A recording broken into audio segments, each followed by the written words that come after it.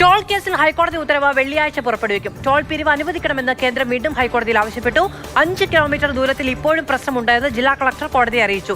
ബിനിൽ വിവരങ്ങളുമായി ചേരുകയാണ്. ബിനിൽ, നമ്മൾ നേരത്തെ പറഞ്ഞതുപോലെ ഇതിൽ പൂർണ്ണ പരിഹാരം ഉണ്ടായതിനു ശേഷം എന്നുള്ളതായിരുന്നു കോടതി ഇതുവരെ സ്വീകരിച്ച നിലപാട്.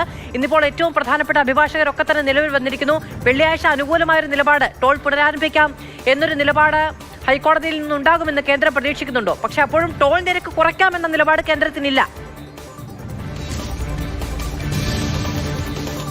മാധു, എന്തായാലും ടോൾ നിരക്ക് കുറയ്ക്കില്ല. ടോൾ നിരക്ക് കുറയ്ക്കാൻ തങ്ങൾക്ക് അധികാരമില്ല എന്നതാണ് കേന്ദ്ര സർക്കാർ ഇപ്പോൾ എടുത്തിരിക്കുന്ന നിലപാട്. അവരുടെ ഏറ്റവും പ്രധാനപ്പെട്ട അഭിഭാഷകരായ തുഷാർ മേത്ത തന്നെ, സോളിസിറ്റർ ജനറൽ തന്നെ ഇന്ന് കോടതിയിലെത്തി കേന്ദ്രത്തിന്റെ നിലപാട് അറിയിക്കുകയായിരുന്നു.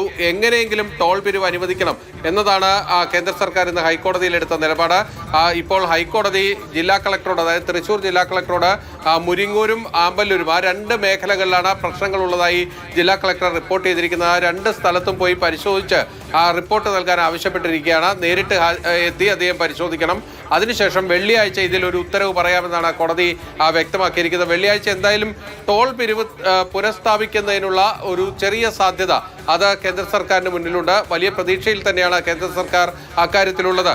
ഇപ്പോൾ ദേശീയപാത അതോറിറ്റിയാണ് ഈ ടോൾ നിരക്കൊക്കെ തീരുമാനിക്കുന്നതെന്ന് പറഞ്ഞ് കൈയൊഴിയുകയാണ് കേന്ദ്ര സർക്കാർ ചെയ്തിരിക്കുന്നത്. എന്തായാലും കോടതിയുടെ ശക്തമായ നിലപാടിനെ തുടർന്നാണ് ഇത്രയധികം ദിവസം ഈ നമുക്ക് പാലിയേക്കരയിലൂടെ ടോൾ ഇല്ലാതെ കടന്നു പോകാൻ കഴിഞ്ഞത് എന്നത് വലിയ ആശ്വാസകരമായ ഒരു കാര്യമായി കാണേണ്ടി വരും.